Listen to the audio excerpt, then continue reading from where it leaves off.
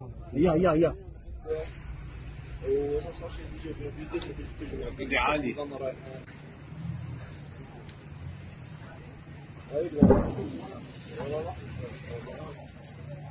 يلا يلا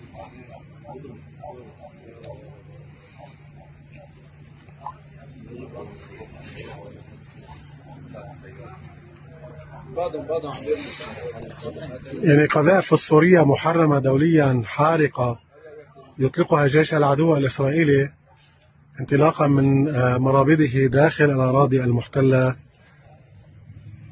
مستهدفا الآن سهل الماري، وهي منطقة مفتوحة. نجت قبل قليل إحدى السيارات المارة، يعني عبرت السيارة ومن ثم سقطت الشظايا الحارقة لهذه القذائف، سقطت خلف السيارة ونجا بفضل العناية الإلهية.